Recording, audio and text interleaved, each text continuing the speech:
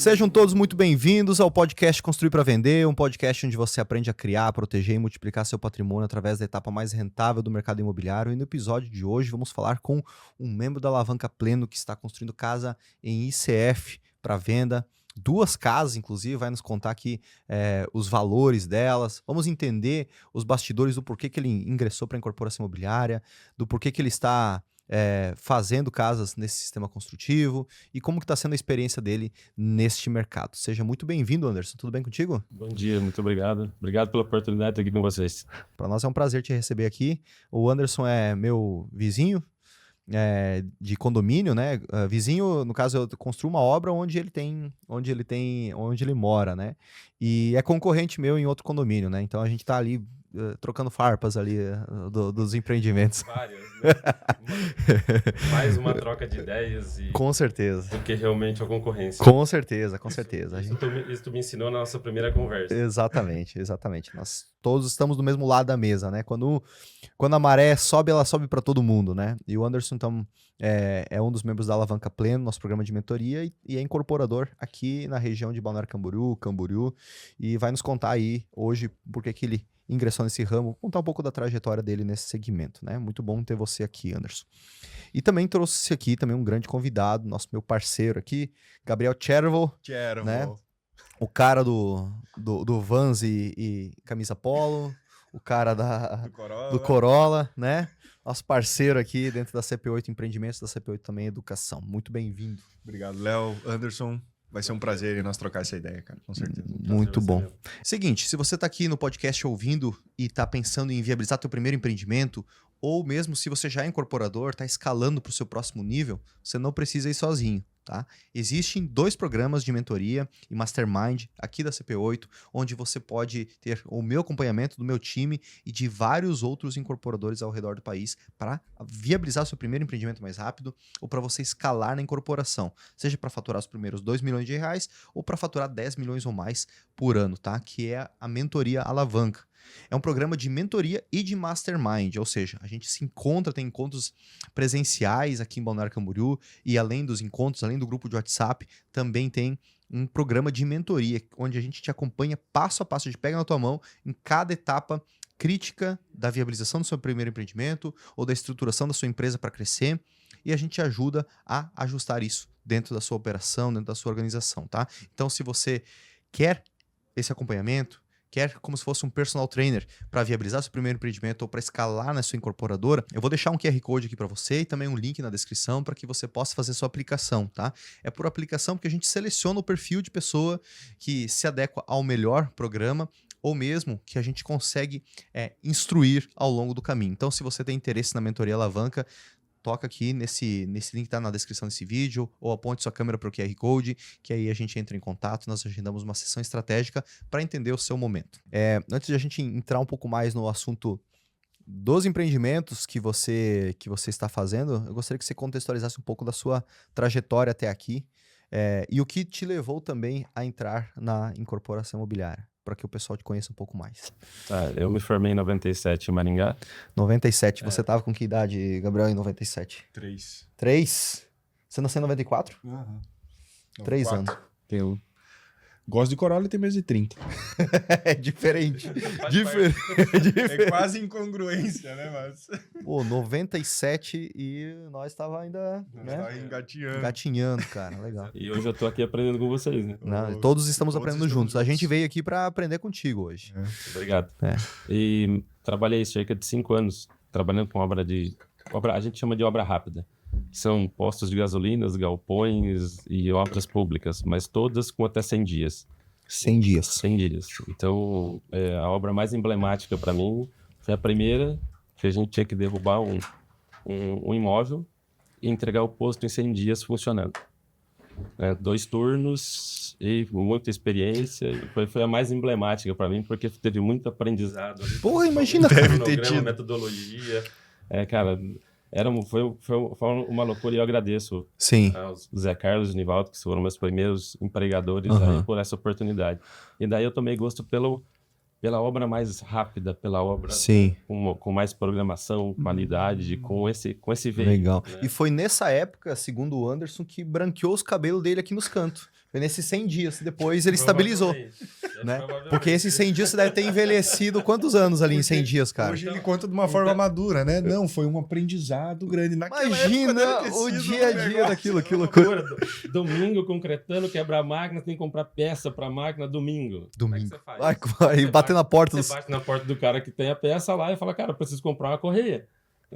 Cara, É assim que funciona. imagina, 100 dias, uma obra dessa tem que estar tudo comprado, provavelmente, antes da obra começar. É. Tudo comprado não, Mas tudo já planejado. tudo planejado e... Tá com tudo E meio que não pode dar problema também, né? Não tem Não, muito cronograma não pra tem espaço, né? Pra problema, mas, né? Mas dá problema. Dá problema. Dá problema. Isso você tem que resolver. Né? O dia se torna com mais 24 horas numa situação dessa, Às né? vezes sim. Às vezes sim. Caramba, que legal. E trabalhei 5 anos, né? E aí surgiu uma oportunidade com meu sócio atual, que é o Sérgio, num ramo que não tinha nada a ver com a gente. Ele tinha uma empresa voltada para transportes e tal. Tinha uma licitação aqui em Balneário Camboriú, no ramo de transportes, que era o pátio de veículos apreendidos. A gente participou da licitação e eu vim fazer a gestão dessa empresa aqui. E, em paralelo, nós continuamos, eu, no caso, continuei executando obras em parceria com essa empresa que eu comecei a trabalhar. E eu passei uns 5, foi até 2009, nós chegamos aqui em 2003, e até 2009 eu trabalhei com obra pública aqui na cidade e tocando essa empresa. E aí, em 2009, a gente resolveu empreender, né? A gente resolveu, somos engenheiros, falou assim, cara, a gente já está com uma situação mais estabilizada. Ele falou assim, a gente tem que começar a incorporar, vamos começar a fazer, né? Cheguei pro meu pai, falei, pai, queremos fazer, mas falta o dinheiro, Sim. né? E aí a gente tinha um pouco de dinheiro, ele nos ajudou como um primeiro investidor. Sim. Nós fizemos 3 casas sem qualquer estudo, sem nada, um feeling. Vou fazer sobrado com 2 suítes e um sobrado no meio com 3 suítes. Mas em 2009, nem casa com 3 quartos tinha em Camboriú. Né?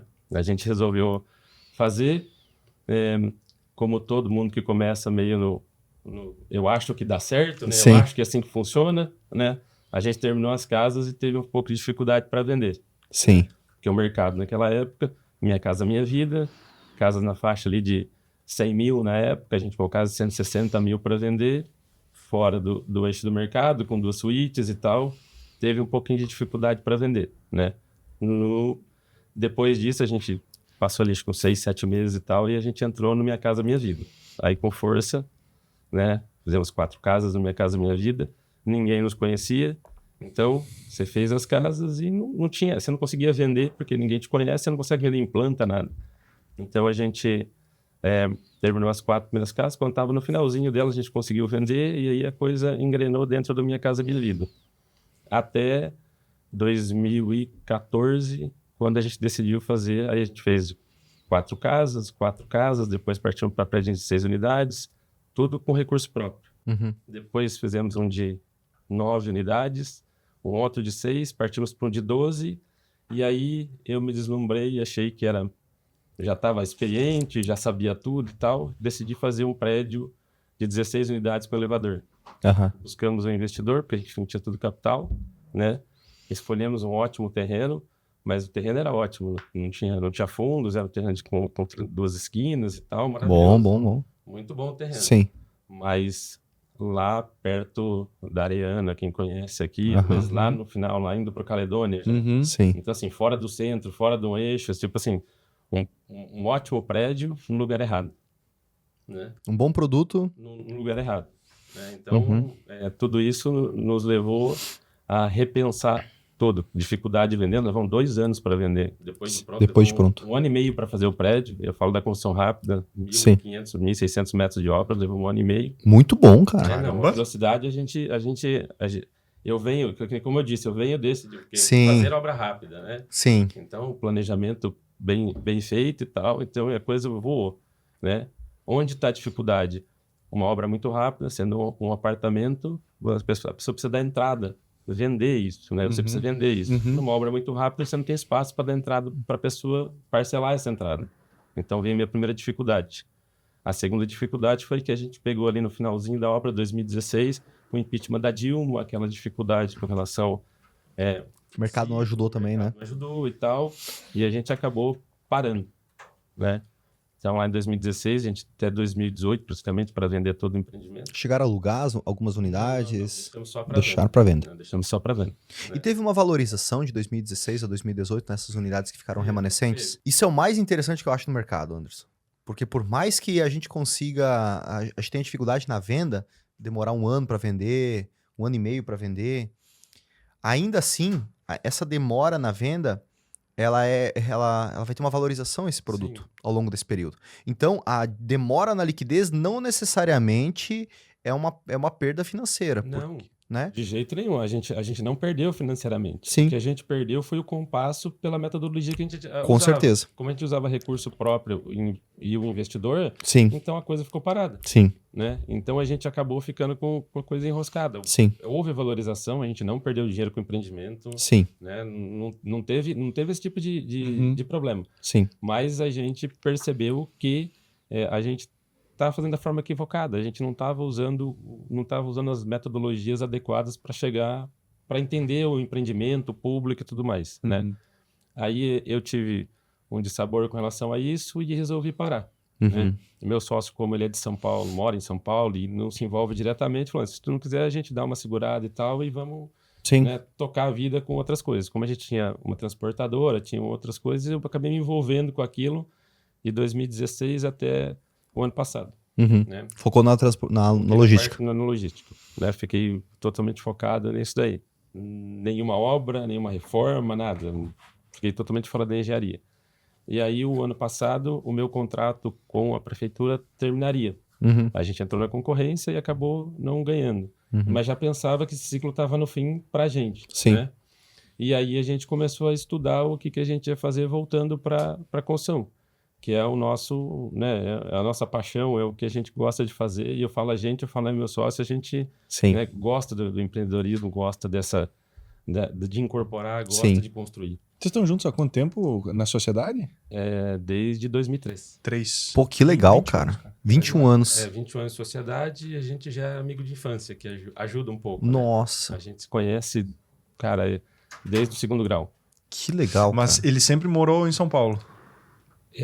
Na você verdade, aqui? não, desde 2003 eu aqui e ele, cara, já morou em São Paulo, já morou no Pará, ele trabalha numa construtora de grande porte e aí ele acaba não se envolvendo diretamente, mas ajuda muito nas decisões. Tem experiência, tem expertise, né? Trabalha, cara, 20 anos em empresa de grande porte, então Legal, tem cara. muita bagagem para ajudar a gente a decidir. Que legal.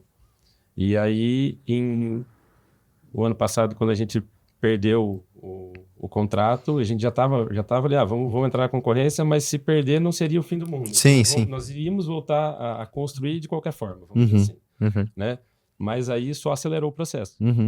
E aí, nesse processo, a gente começou a estudar como construir. Sim. O convencional, para nós, não era uma coisa que nos atraía. Eu imagino, cara. Cara, não me atraía. Já me incomoda que eu não tenho expertise que você tem. Eu imagino você, porque, cara. O que acontece? Nessa primeira obra que eu falei para ti, a gente construiu um posto no método convencional em 100 dias. Depois, a empresa para a qual a gente prestava serviço, né, um grande player em pós-gasolinas aí e tal, eles trouxeram uma metodologia de construção em que eles faziam estrutura de aço e fechamento em alvenaria. Então, você montava a estrutura lá em uma semana. Depois vinha fazer o fechamento. Então, assim, aquilo lá já me acendeu. Cara, a estrutura de posto de gasolina vem pronta. A gente faz a fundação, o cara vem com isso de fábrica, monta, em uma semana a estrutura está pronta.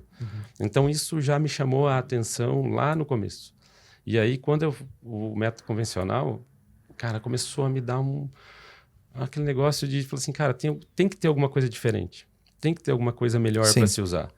Né? E tem o steel frame, tem o próprio CF, tem, cara, o bloco. Dependendo do tipo de obra que você vai fazer, existe uma metodologia boa para ela.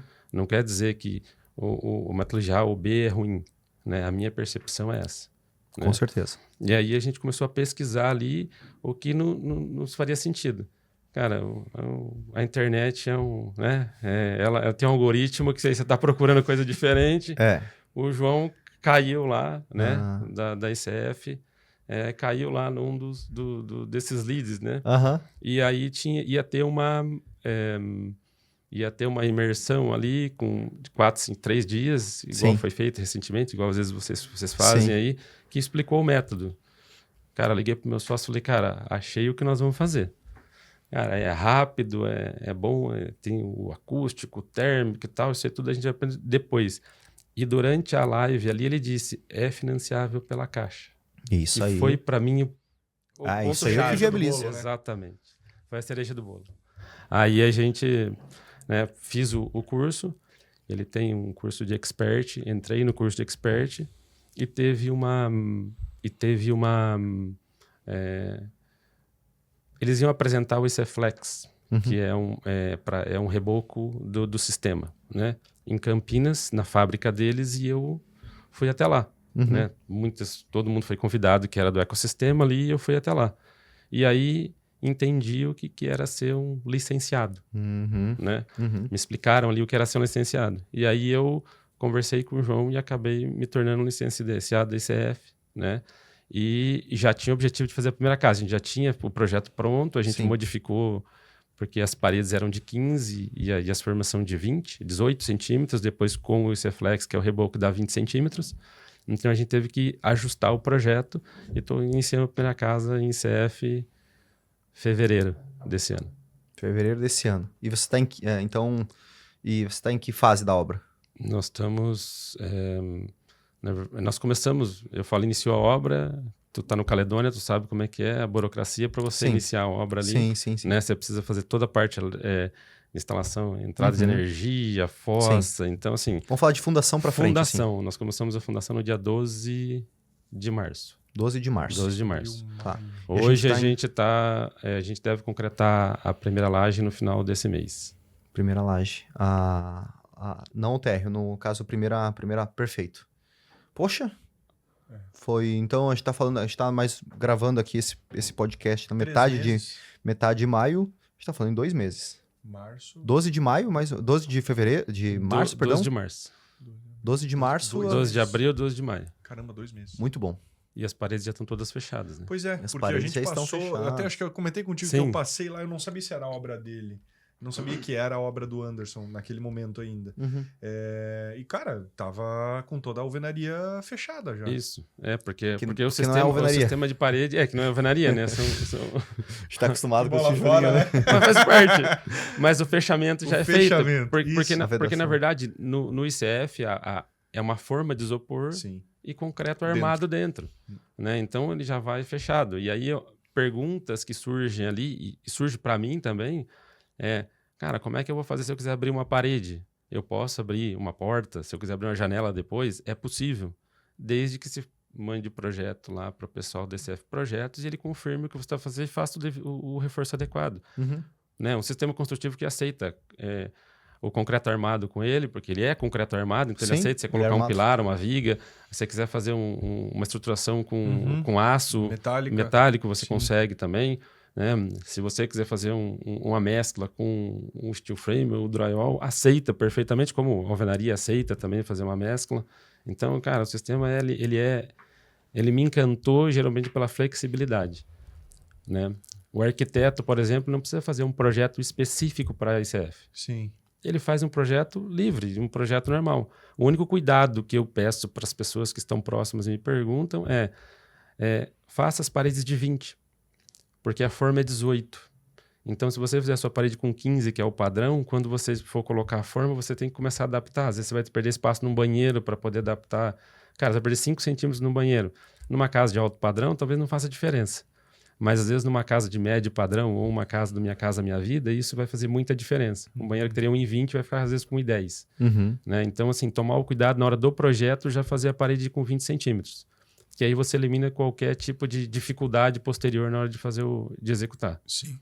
Anderson, até para a gente voltar para a referência do tempo ali. Começou em março, 12 de março.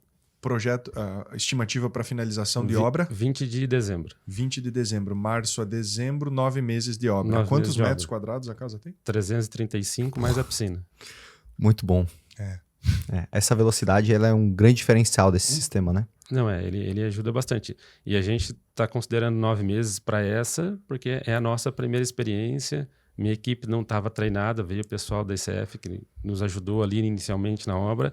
Então, a gente considerou um cronograma, a gente acredita que a próxima obra a gente consegue diminuir o prazo. Né? Com qualidade, a gente tem alguns equipamentos aí, que é um aprumador que a gente está tentando trazer, que a gente ainda não conseguiu um fornecedor aqui próximo. Tem um cara que acho que é de Minas, mas é muito caro, né, para trazer para cá. E ele me dá... Hoje eu faço... a gente faz a primeira fiada, que é aquela história, né? Prumo, nível, né? Esquadro e alinhamento. Você fez isso na primeira fiada, é um Lego. Você vai montando ele em cima, a tendência é que isso já fique aprumado, não vai ter problema. Então, aí como a gente está na primeira obra, a gente faz a primeira fiada e concreta de 3 em 3, né? A gente monta 3, concreta, monta 3, concreta. Então, para chegar, eu faço 2 ou 3 etapas, dependendo do meu pé direito. Né? E a gente trazendo os aprumadores e tal, a gente acredita que a gente consiga fazer, dependendo do pé direito, em uma única etapa. A gente faz 2 etapas, na verdade. Né? Nós temos a etapa da primeira fiada. Essa, em qualquer situação, tem que ser feita a primeira fiada, não, porque você precisa ter a sua sustentação, a sua base ali. Né? E aí, depois com o aprumador, eu consigo levantar 3 metros de parede para cima. Então, dependendo do pé direito, eu consigo fazer numa única concretagem. Né? Então, e vai ganhar velocidade aí ainda mais. Aí por isso que a gente acha que vai conseguir melhorar o tempo de obra. Conforto térmico, conforto acústico, velocidade de obra, são grandes benefícios desse sistema, né? Limpeza. Uma coisa que eu comentei com o Matheus, nós estávamos no carro, e eu comentei, cara, mas limpa, né? Organizado. Tinha só o quê? Uns andaime lá no canto, assim, que acho que esperando algo do tipo. Mas não tinha aquela... Sabe aquela sujeira, né? Aquele resto de madeirite, enfim. Madeira que fica na frente da obra. Né? Coisa não tinha. Achei... E ainda a gente... devido ao início de obra e alguns detalhes aí, o ideal seria fazer o quê? Seria primeiro a gente fazer toda a parte, não seria um radier, mas fazer toda a parte de estruturação hidráulica, elétrica, gás, e já concretar o contrapiso. Eu teria uma obra ainda mais limpa, né? E ainda melhor para trabalhar. Entendi. Né? E depois coloca em cima. Enfim, primeiro o contrapiso para depois... No nosso caso, faz os baldrames, assenta a primeira fiada, depois você vem, faz um toda contrapiso a tubulação, armado. faz o contrapiso. Não precisa ser armado, é o contrapiso normal. Só faz o contrapiso para você melhorar a limpeza e melhorar a qualidade de obra. Tá, e daí você faria uma laje? Não, só o piso, porque na verdade você fazendo baldrame, você vai fazer o piso, depois você vai fazer o contrapiso. Você já faz o piso de concreto e já deixa pronto. Ah, tá. O piso, no caso... Mas daí vai ter uma laje. É uma laje em cima das baldrame? Sim, faz um piso em cima dos baldrames. Tá, perfeito. É que a gente costuma fazer essa camada de concreto que a gente usa como piso, né? No térreo, a gente faz na altura do baldrame. Sim. Tem gente que faz por cima do baldrame, mas eu prefiro concretado. fazer na altura. Concretado. Sem ter a laje não precisa. Porque já tem terra compactada embaixo. Sim, já está compactado. Perfeito. Eu tô comentando isso porque ontem eu passei em uma das nossas casas e aí eu vi que o meu time, eles aterraram. Sim. É uma casa mais alta, Certo. e eles aterraram para poder trabalhar dentro. Eu falei, cara, já que vocês aterraram até ali, quase na base das baldrame, então aterra um pouco mais e não faz mais laje com vigota protegida, por exemplo, ou vigota que seja, porque aí vai ser 2 gastos, já que houve aterro. Então aterra um pouco mais e faz um piso armado ali, que eu fiz na primeira casa, na casa 10 lá no Aras. Sim. Né? Eu fiz isso aí e tranquilo, sabe? Porque foi bem compactado, né? E daí a gente fez uma base de brita, com uma lona, base de brita. E depois a gente fez uma malhazinha pop, eu acho que foi. Sim, aí você só faz para poder estruturar aquilo Exato. lá, porque como você fez um aterro, a tendência é que isso possa ele vai trabalhar. Ele então, pode você trabalhar fazendo uma malhazinha ali, você garante isso daí. E reduz bastante o custo, porque senão... Reduz. Eu gosto bastante de fazer o aterro, né? Eu tenho parceiros lá, pessoas que trabalham ali dentro do Caledônia, inclusive, que eles fazem o sistema de laje. Levanta a casa ali 1 metro, que é o permitido dentro do condomínio, e depois faz a laje já no térreo, né? Eu prefiro fazer o aterro, mas aí é uma questão mais de gosto, de forma de trabalhar, do que realmente, né? Em termos de custo, eu já fiz a conta, dependendo de como você vai depois fazer o fechamento embaixo ali da parte da laje, ele fica mais barato, porque eu tenho o custo do aterro, né? Depois eu tenho o custo do concreto para fazer o contrapiso também, então ele se torna mais barato. Se torna mais Tá? barato. Ele se torna mais barato. A metodologia de fazer com a laje, às vezes, se torna mais barato. Mas eu ainda sou mais antigo, né? Sou mais velhinho um pouquinho, então eu ainda tenho que fazer um pouco mais de continha e ter um convencimento nesse sentido aí, né? Para poder aderir, né? Que não, como eu coloco, de novo, são formas de fazer e nenhuma delas está errada. Certo. Perfeito, bacana. E por que você escolheu o ICF ao invés de steel frame? Eu já trabalhei dentro dessa minha trajetória. A gente fez reforma de participei de mais de 130 agências do Banco do Brasil. Caramba, fazendo. Você tá muito cabeludo pra ter tanta obra assim no portfólio, cara. Então você deixa o jeito mais tranquilo dele. Deve ser, cara. Sabe ele conduzir as coisas. Sei, quem me conhece sabe que eu não me estresso nem um pouco. Sou um cara super calmo. Né? Mas nesse processo foi feito estava adequando as agências para esse novo padrão de acessibilidade. Então tinha que quebrar os banheiros, fazer tudo, e fez-se opção pelo drywall, né? E a gente, lá no começo, cara, isso 2005, 2006, né? Uma coisa que ainda era muito recente, inclusive, para utilizar o drywall dentro de construção, né? E aí a gente se deparou com aquela situação de como são banheiros adaptados, né? Então você tem as barras pro vaso, você tem inclusive a pia que é suspensa, isso tudo tinha que ser fixado. A primeira obra que nós fizemos, né? Colocou lá e tal, não sei o que, o cara foi parafusar a barra que o cara apoiou, ela já desceu, né? Então a gente entendeu que precisa ter uma estruturação diferente, né? Então quando eu pesquisei o steel frame, como é uma casa para venda, né? Eu entendi que a pessoa vai pendurar a televisão como está aqui nessa altura, mas o outro pode pendurar uma televisão maior um pouco mais para cima. Aonde eu vou fazer o reforço nessa estrutura de steel frame para que isso fique, né? Foi o primeiro ponto. Depois, pesquisando um pouco, eu não vou aqui condenar o sistema, que não é essa a ideia, mas foram as dificuldades que eu vi e que me levaram a não utilizar o steel frame. Para casas de alto padrão, a gente escutou algumas pessoas e elas disseram que aquela água de chuva que bate na parte externa da casa e bate na parede faz com que a manutenção dela fique maior, né? Então, de novo, não estou aqui condenando o sistema, estou dizendo relatos de pessoas que a gente para entender o sistema. Então, cara, aí eu falei, o pós-obra vai me incomodar, né? E por ser uma casa para venda, eu não consigo prever exatamente o que a pessoa vai fazer. Eu tenho um layout da casa, mas ela pode fazer coisas diferentes. E aí eu não consegui ter os reforços e ter prever tudo o que eu acho que eu tenho que prever para a pessoa não precisar quebrar, não precisar fazer nada, né? Mas é uma percepção minha. E aí conheci o ICF. Aí quando eu conheci o ICF, como ela é alma de concreto, você consegue parafusar tudo desde que você faça um mapeamento, porque é um cobogó. Então, a cada 18 centímetros tem um pilar e a cada 40 centímetros de altura tem uma viga dentro dessa estrutura. Então, eu tenho que, no manual do proprietário, entregar onde estão essas posições. Você usa uma bucha de 9 centímetros, né? Porque você tem 4 de isopor mais ali o reboco e tal, você alcança o concreto e você está com uma coisa 100% segura, né? Então, entendi. Foi o que me levou a optar por um sistema ou outro, né? E aí, cara, conheci o conforto térmico, o conforto acústico, né? A velocidade, né?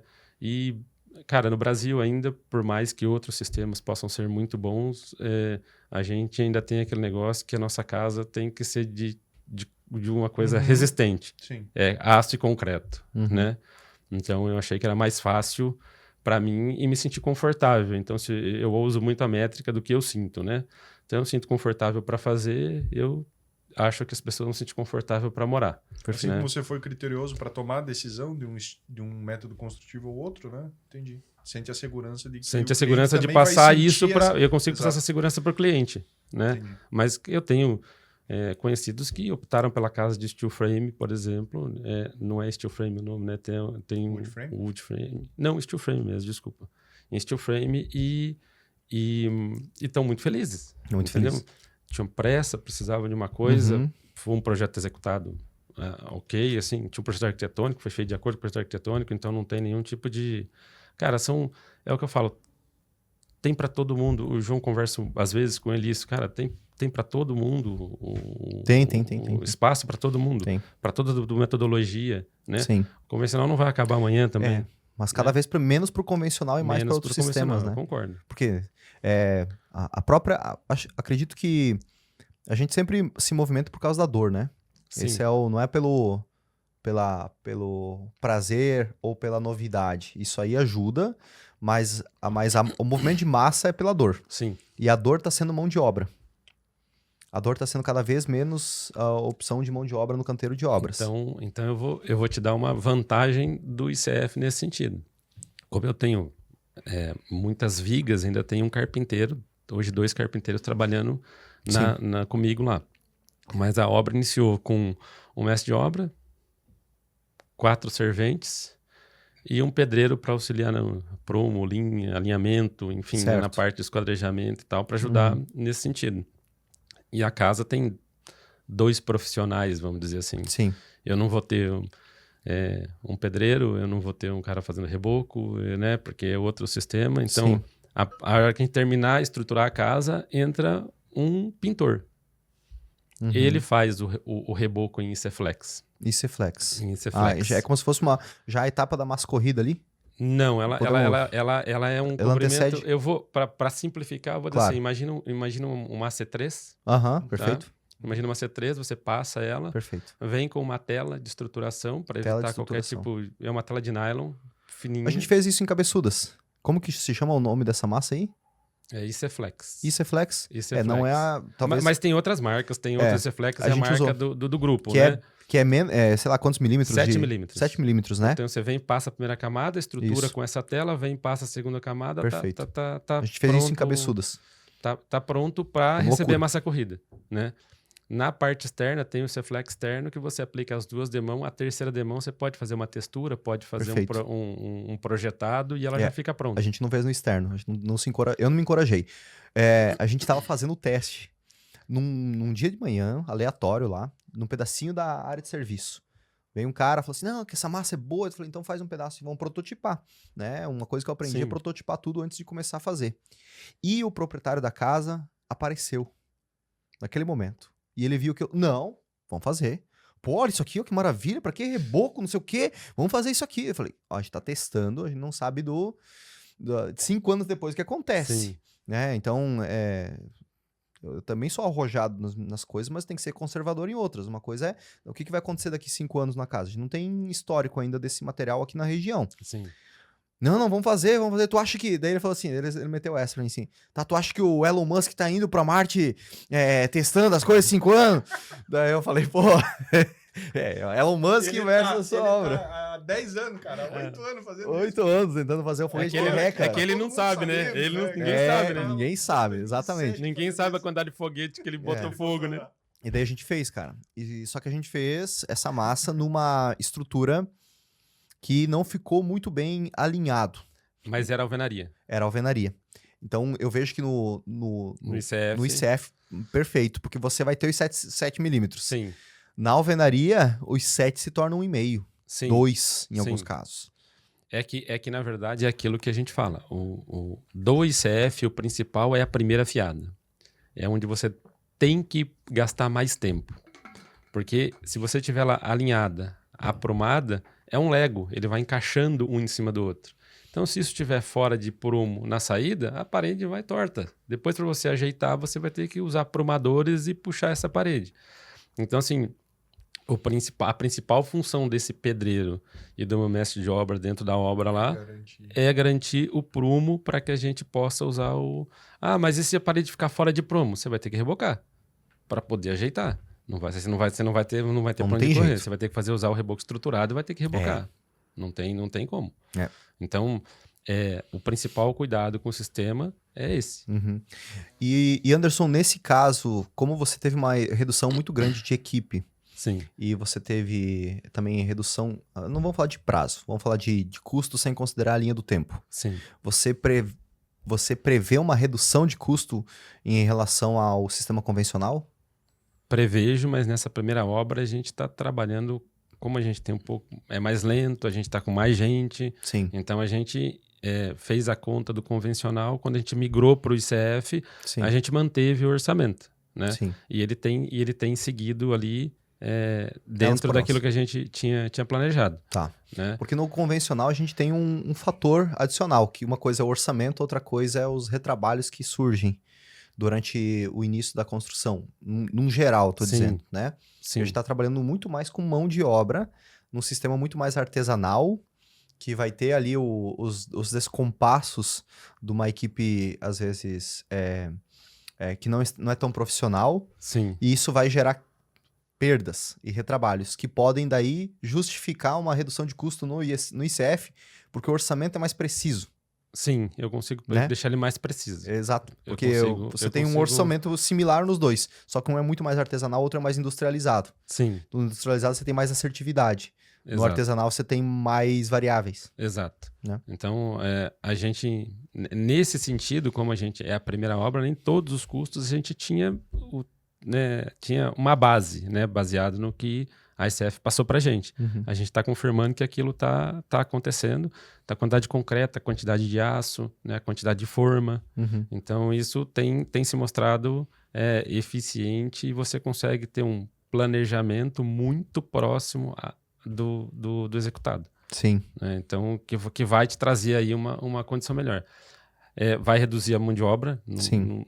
Que existe uma fase de uma curva de aprendizado. claro. Nessa curva de aprendizado, que conforme eu conversei com o João, a gente vai levar com umas 2 obras, essa que a gente está Sim. fazendo e a próxima.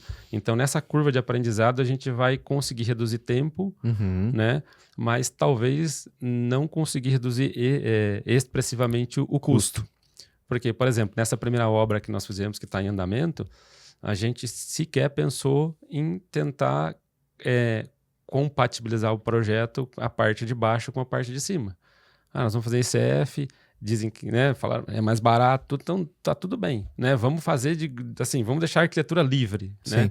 Então tem paredes de diferença em cima e embaixo com 20 centímetros, que poderiam ter sido compatibilizadas Sim. e não foram. Sim. Então, o que me acarretou? Me acarretou um total de mais de 50 vigas nesse pavimento. Uhum. Inclusive, eu tenho vigas de 20 centímetros para fazer detalhes arquitetônicos na fachada ali. Uhum. Eu tenho 10 ou 12 vigas de 20 centímetros cada uma só para fazer o detalhe arquitetônico na fachada. Isso aí gasta tempo, gasta dinheiro. Gasta tempo, gasta dinheiro. Aham. Então, nessa segunda obra, a gente já Uhum. passou a olhar isso com mais carinho. Sim, Né? Então, a gente já tem um projeto mais enxuto, falando de estrutura. sim. Então, a gente vai aprendendo. Então, Claro. vai entendendo o sistema também e vai melhorando para que ele consiga fazer o que realmente ele é proposto. Uhum. Ele se propõe a não utilizar formas nas vigas entre a laje e a parede.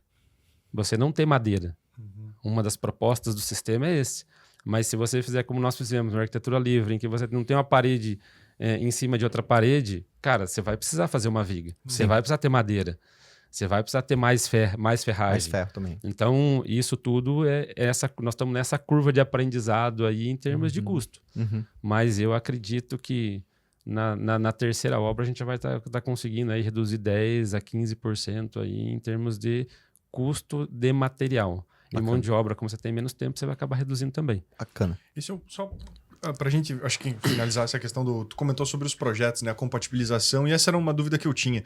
Se, por exemplo, os projetos, né, cara, seja o arquitetônico não, né, mas os complementares ali, vem tudo como é que você fecha? Fecha com o grupo ou tem, por exemplo, hoje parceiros, cara, da região talvez? Sim. E se for esses parceiros da região, ou seja, independentes, né? Sim. Um escritório estrutural e tudo mais. Como é que eles... como é que é a conversa com eles? No sentido de... Eles... Tem sido difícil? Foi difícil adaptar para o ICF ou, por exemplo, hidráulico, gás e tudo? É o mesmo projeto. Mesma mesmo coisa. projeto, né? A única coisa que muda é que o projeto estrutural, né, é feito com uma técnica um pouquinho diferente, né? Então, hoje, expertise nisso, ICF projetos que tem, não quer dizer que só eles precisam fazer a vida toda, mas Sim. a gente manda o projeto estrutural para eles retornam com o projeto estrutural, né? E eu encaminho o projeto em BIM para a equipe de projetos hidráulico, elétrico, e o pessoal Mesma desenvolve. coisa. Mesma Entendi. coisa, não Perfeito. tem diferença nenhuma. Então é O tranquilo. que muda só, né? É que a parede ela é de forma de isopor, ela tem 18 centímetros, 4 centímetros de parede, né? Uhum. 4 centímetros de parede. E a alma de concreto com 10 centímetros. Uhum. Então, toda tubulação que cabe nesse espaço, você pode cortar o isopor e encostar na alvenaria, desculpa, no concreto, né? E aí, se você tem uma tubulação 75, 100, você vai ter que fazer um shaft como em qualquer outro sistema. Igual. Né? Igual.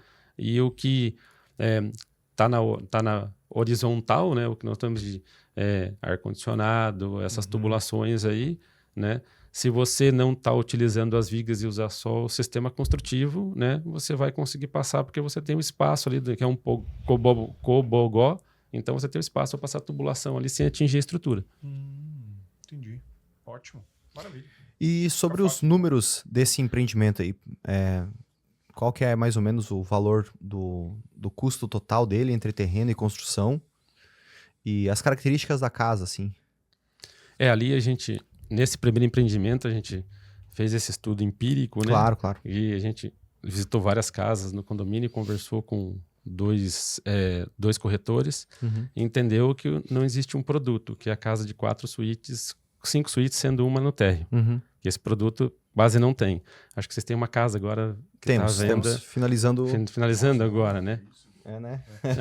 Capaz. A gente vai vender ela e ainda vai ter muita gente querendo comprar a sua, porque não existe esse produto lá. Isso, esse produto não existe, então a gente optou por uma casa com 5 suítes. São 335 metros quadrados de área construída de casa, mais a área da piscina.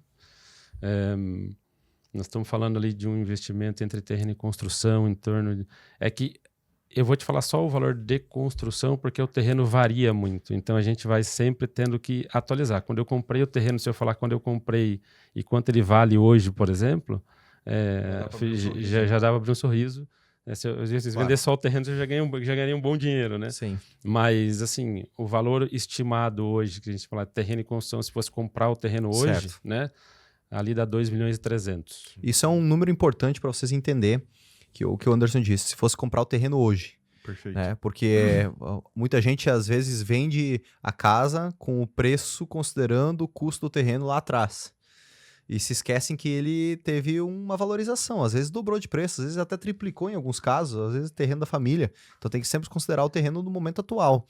Não no antigo, senão você vai estar ganhando, vai estar tendo somente o lucro do ganho do terreno e ter construído a casa de graça. Sim, né? o que eu percebo, vamos falar do Caledônia, que é um lugar que a gente, né, conhece. Assim, quando eu comprei, tem um ano que eu comprei o terreno, né, hoje ele está valendo 12% ou 15% a mais, né? Então, por quê? Porque subiu. Agora, o que fez a procura, o que, né, ali pode ser que ele fique estabilizado. Lá no condomínio onde vocês têm, que eu moro e que vocês têm, até a pandemia, o valor do terreno tinha dobrado. Eu tinha comprado o terreno, agora não vou me lembrar a data, foi 2000 e... Eu tô morando lá há 5 anos, então 6 anos eu tinha comprado. Quando 2018 veio tu comprou? 2018. 2020 ele tinha dobrado de preço. 2018 tu comprou uns R$500 o metro lá? Não foi. Deu quase R$900 o metro. Em 2018? 2018. Ah, então é que eu não lembro qual que é o teu terreno, mas provavelmente é mais privilegiado. Porque eu comprei da casa o primeiro terreno lá dentro por R$500 o metro, em 2018. Nós Na compramos frente da área permanente. o nosso Sim, ela em cima, Sim, não bem tem mais vizinho na privilegiado. frente, no fundo. Nossa, tá louco. Não, tive a oportunidade, nós vamos fazer um churrasco lá em casa. Sim. Com certeza. E o Gabriel, você vai adorar o lugar. Que ele já me falou. Lenha já tem. A gente pega Tem ali bastante, embaixo, né? Um monte de escora ali. A gente pede pro pessoal lá cortar lá com a maquita. E aí, a gente tem um terreno ainda em Camboriú, no centro, né? O preço do metro quadrado em Camboriú era R$1.000 o metro quadrado. E no condomínio era 900. Exatamente. Quando eu comprei. E a gente ia fazer uma casa em Camboriú, e aí minha esposa achou o terreno e falou assim, não, compra no condomínio e faz no condomínio. Quando veio a pandemia, né? Cara, hoje você sabe o preço do terreno lá, cara. Hoje vale, cara, sei lá. 3 mil. 3 mil Um metro quadrado. É absurdo. Né? Então, assim, a pandemia deu uma bagunçada no tipo de valorização de terrenos, principalmente. Né? Então, a gente tem uma valorização aqui que às vezes é fora da curva. Às vezes, em outros lugares, a gente tem ali uma coisa que você compra um terreno hoje, daqui a um ano ele está valendo a mesma coisa. Mas esse é um cuidado que a gente sempre tomou com relação a precificar na hora da venda. Perfeito. Na hora que eu vou fazer o preço, a gente olha quanto esse terreno vale hoje. Não importa se eu comprei ele há um mês atrás, se eu comprei ele há 5 anos. Sim. Tem que fazer essa pesquisa de mercado e confirmar para você poder fazer aquela conta do 1,5. Sim. Até porque mesmo se você comprou há 5 anos atrás, esse custo de 5 anos atrás, hoje esse custo está atualizado. Sim. Né? Esse custo está atualizado. Então, beleza. Aí você pode esmiuçar mais o cálculo e trazer aquele custo para o dia atual e aí querer talvez trazer para o teu custo atual. Né? Para o teu custo atual. Porque aquele 100 mil, por exemplo, que você pagou hoje não vale os mesmos 100 mil hoje. Você atualiza para o seu custo atual, só que geralmente o valor do terreno ainda, no dia de hoje, está acima do que ele te custaria no teu dinheiro de hoje. Sim. Entende? Mas eu sempre penso na próxima obra. É. É a minha percepção. Então, assim, se eu fizer só a valorização para ver quanto eu estou ganhando de dinheiro, na hora que eu for comprar o próximo terreno, ele não vai fazer sentido essa Perfeito. Conta da atualização monetária. Perfeito. Né? É o mercado que vai dizer para mim o que eu tenho que fazer. Sim. Né? Então, essa aí, 2.300, né? O custo a gente está estimando. E o valor final ainda fiquei de sentar lá dentro a gente não marcou ainda por conta de... como a gente tem alguns investidores, outros terrenos em vista, a gente tem outras coisas para frente aí, então a gente vai começar dentro das mentorias ali, começar a esmiuçar isso aí para poder chegar no valor. Vamos bater junto, já trazendo um pouquinho da mentoria aqui para dentro do nosso podcast, aqui, já pensar um pouquinho mais, uma coisa que, um caminho que dá para ser feito também, é trazer o terreno a valor presente e considerar e majorar e colocar um markup em cima da construção. Essa é uma das metodologias, né? Então o terreno, vamos pegar um número mais fácil para facilitar ali.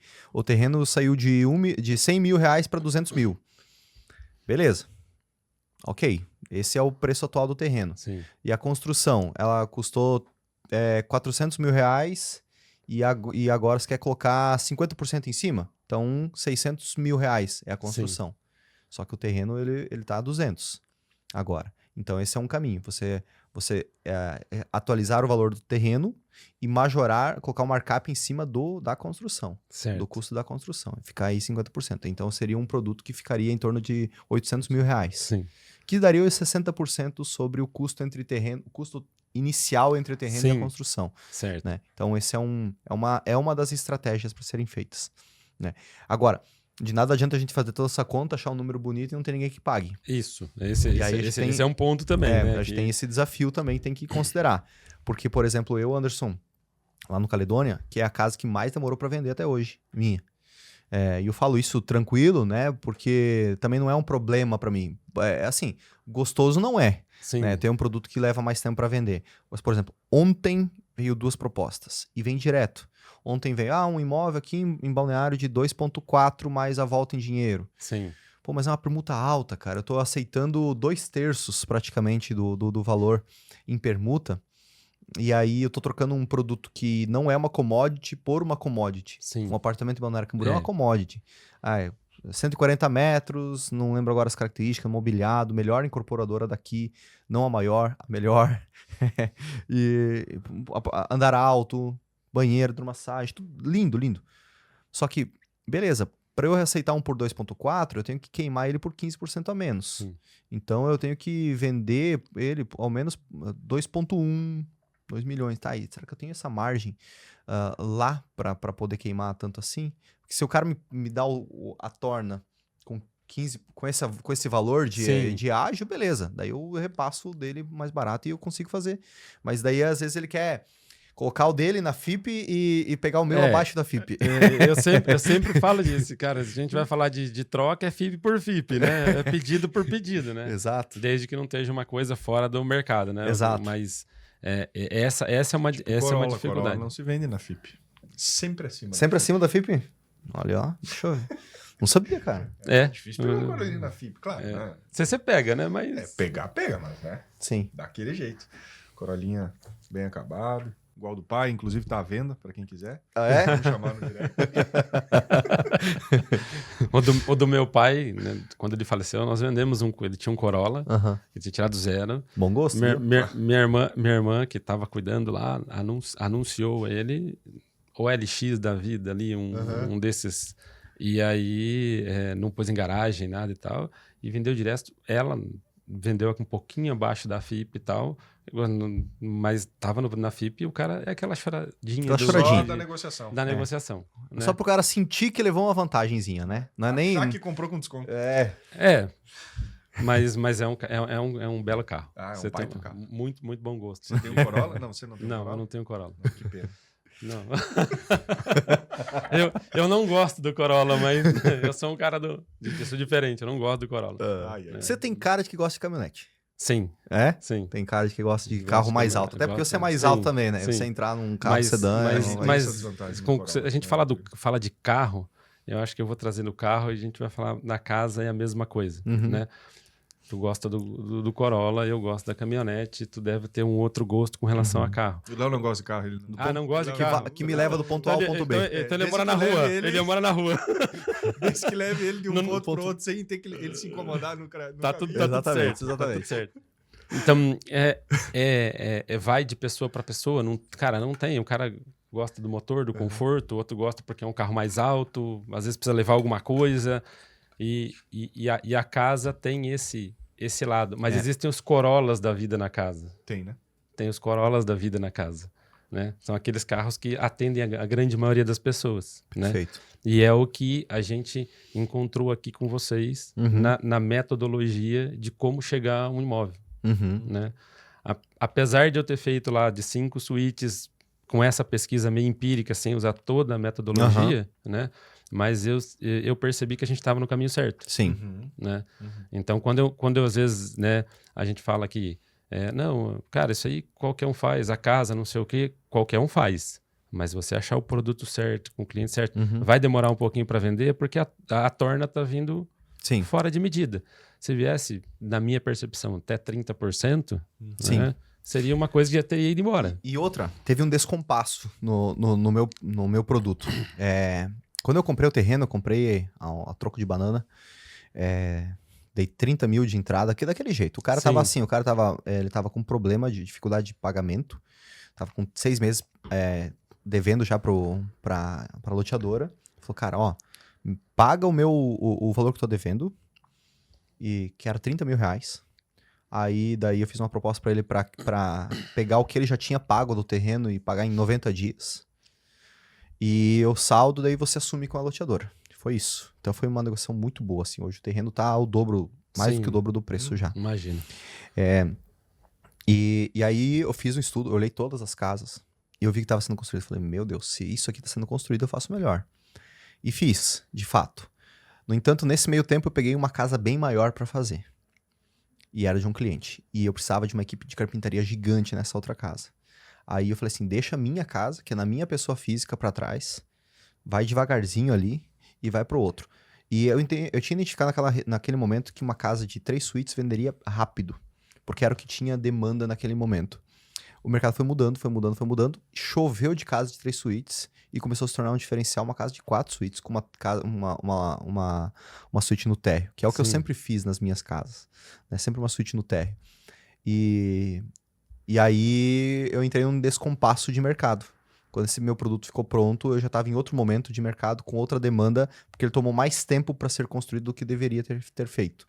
Era para basicamente ele estar pronto em agosto de 2022, ele ficou pronto em quase meados de 2023. Sim. Então, esse foi o equívoco. Muda esses meses, mudou totalmente o mercado. Muda. A gente tem um projeto inicial A gente tem um projeto inicial em Balneário de Pissarras para um prédio. pequeno, um terreno único. E eu fiz o ano passado um levantamento, né, de 1 por andar, 3 quartos, 8 unidades e tal, pilotis, uma vaga de garagem e venderam muito bem, né? E agora esse projeto ficou um pouquinho de lado, depois que eu conheci a ICF, a gente passou a utilizar o método, né, o sistema, e a gente passou para casas de alto padrão e deixou isso de lado. Para iniciar, eu vou ter que fazer um novo estudo. Nós estamos falando de 1 ano. Eu preciso fazer um novo estudo. Sim.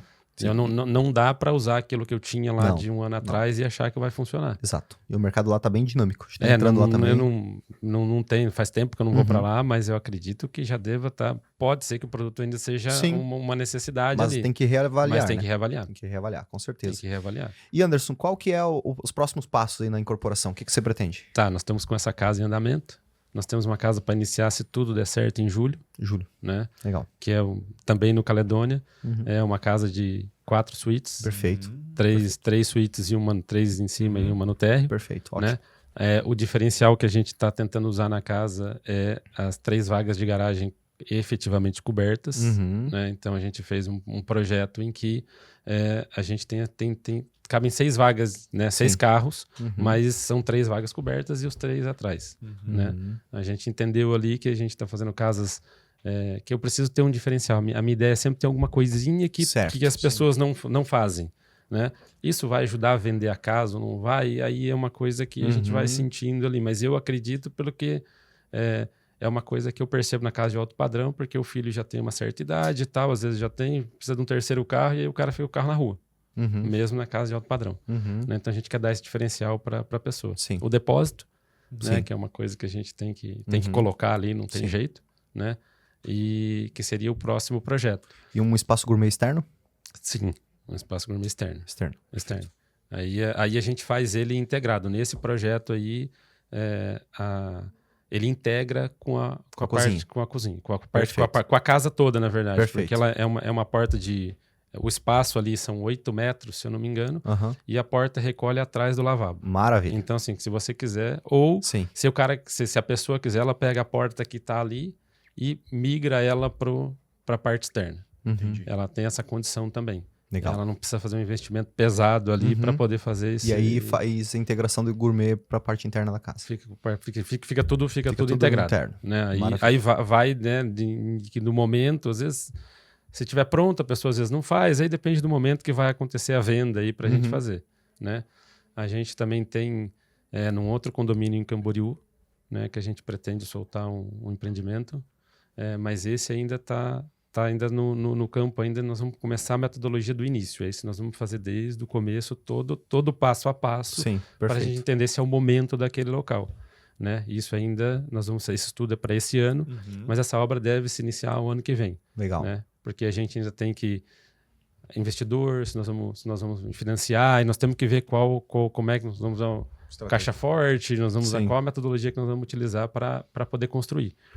E esse prédio já é um projeto que surgiu recente, quando veio o lançamento da minha licença, o João veio para cá, e existe um programa de financiamento dentro do grupo ICF, né? E aí eu comentei com o João a respeito disso e a gente retomou esse de Pissarras com financiamento através do grupo ICF. Legal, cara. Né? Então a gente vai fazer todo o estudo ainda e verificar se isso vai ser viável realmente e tudo mais. Então esse é um estudo. Esse já, vamos dizer assim, não seria dentro do método alavanca, vamos dizer assim, mas não quer dizer que nós não vamos trazer para dentro do estudo. Vamos né? trazer que vamos estudar junto. Porque surgiu isso há 2, 3 semanas. Perfeito. Né? Uma coisa que não estava nem naquele planejamento inicial. Sim. Né? E meu sócio é natural de Maringá, né? A esposa dele mora lá. Eu também sou natural de Maringá e a gente tem aí a ideia de fazer um estudo também, aí é do zero, nós não temos terreno, nós não temos nada. Mas a metodologia do zero mesmo. Sim. Aí ela tá já pesquisando os terrenos lá e tal, para quando a gente começar as reuniões ali, poder tirar as dúvidas e buscar um terreno. Maravilha. Então, o Excelente, planejamento excelente. é esse. Dentro da mentoria a gente não tem, né? A gente não tem limites, né? De quantos empreendimentos a gente viabiliza. Sim, isso. Junto com o mentorado, né?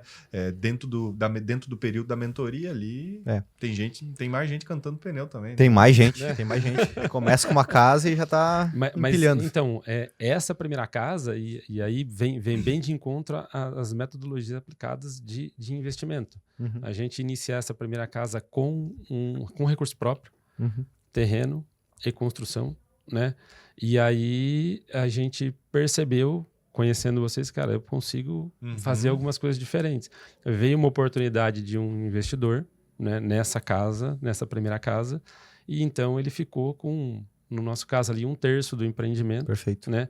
O que nos deu condição Uhum, de já iniciar o segundo uhum. projeto, o terreno já estava comprado, Sim. tá, né? Financiado o terreno, mas já estava comprado, já estava adquirido.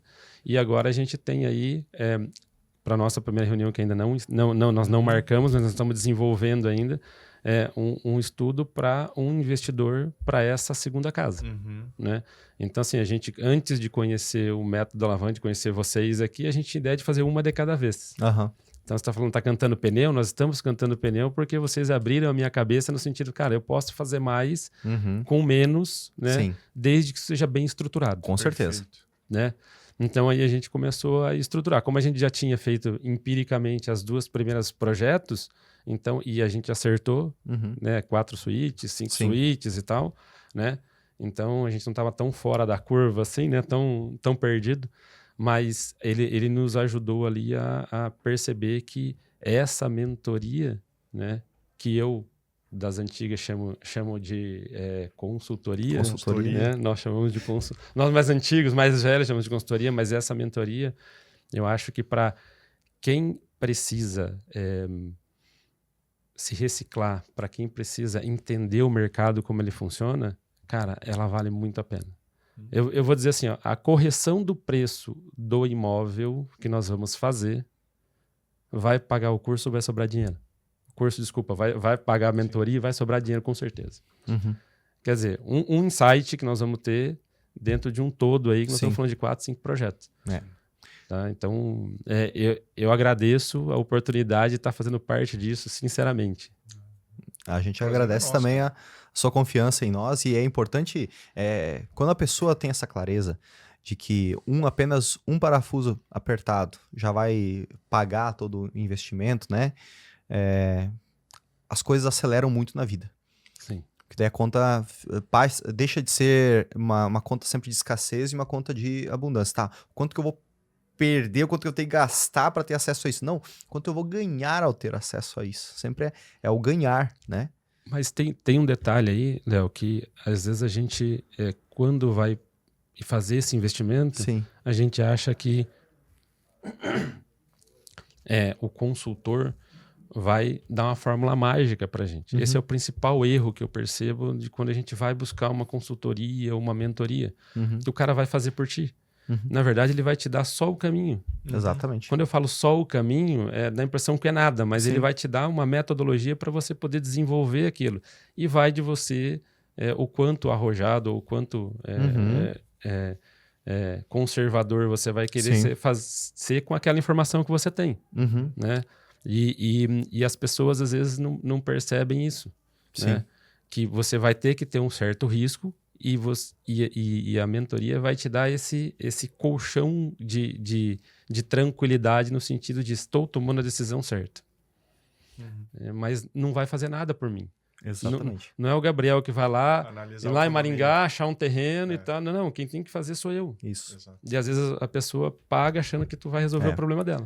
Nós somos, a gente sempre fala, até para um alinhamento de expectativas, quando a pessoa vem buscar o nosso programa de mentoria, a gente fala, seremos o teu personal trainer. Mas Exato. quem tem que puxar ferro é você. Né? A gente vai te mostrar o jeito certo de fazer para você não se machucar, para você ter máxima performance, para você emagrecer ou ganhar massa muscular, tudo. Mas não tem jeito. Você vai ter que ir para academia, você vai ter que vai ter que acordar cedo, vai ter que ser disciplinado, vai ter que puxar ferro, porque daí sim você vai ter resultado. Tanto é que quando nós conversamos a respeito da mentoria, pelo faturamento que a gente estava atingindo as perspectivas de passar dos 10 milhões em pouco tempo, você falou assim, ó, pode ser, assim, talvez seja para sênior. Uhum. E eu ainda disse para ti, não, eu acho que eu preciso dar um passo atrás primeiro e Uhum. depois, se for o caso, Fazer bem a base. nós migramos Uhum. para lá, Uhum. né? Por quê? Porque, na verdade, o que a gente queria mesmo era entender como o mercado funciona hoje, Perfeito. entender quais são as metodologias que Uhum. a gente não tinha. Cara, é Sim, sim. o que eu falei, eu tava fora do mercado há 5 anos. Sim. E a gente enferruja, né, cara? Enferruja. A gente, tá Mercado lá, a gente lá tocando a primeira obra, a gente tá vendo que tem coisas Sim, que precisa tá no dia a dia. com né? certeza. Não Certeza, tem jeito. Importante demais. E se você puder deixar um recado para quem tá nos ouvindo ou assistindo aí, um conselho para quem tá pensando em ingressar nesse mercado, qual conselho você daria? Cara, assim, estuda. Quando eu falo estuda, busca em pessoas. Parece propaganda isso, né, cara? Mas assim, ó, busquem pessoas como vocês. Existem outras pessoas no mercado que fazem isso. Então, busque fazer um curso gratuito, busque a informação, entenda como funciona esse mercado primeiro. Não sai comprando terreno, não sai, cara, fazendo as coisas para depois dizer, cara, pô, a incorporação não funciona. Né? Não vende. Cara, não vende. Mas se você tiver um produto errado, vamos falar do nosso caso ali do Caledônia. Cara, se você hoje fizer uma casa de 3 suítes dentro do Caledônia, você tem mais 50 casas lá dentro com 3 suítes. Então, quer dizer, você cai, desculpa, perdão, você cai na vala comum ali e o teu diferencial, cara, vai ser muito particular. É uma cor de parede. Sim. Então, assim, o conselho que eu dou, cara, estude muito antes de dar o primeiro passo. Perfeito. Né? Através... Cara, pode ser um curso, pode ser sozinho, cada um tem o seu jeito de fazer, mas estude o mercado, procure o corretor, procure entender para depois realmente iniciar. Perfeito. Muito bom. Maravilha. Anderson, obrigado por você ter vindo, ter disponibilizado seu tempo, ter postergado a viagem que você vai fazer aí para vir aqui com a gente. A gente se sente muito feliz de ter, Agradecer a esposa do Anderson por ter liberado. por ter liberado Obrigado. também, porque sempre assim, né? Só muda o endereço. O Sim, alvará é sempre exatamente. delas. Né? E a gente deseja cada vez mais sucesso para você e conte com a gente. Valeu, muito obrigado. Obrigado. Tamo Anderson. junto. Valeu.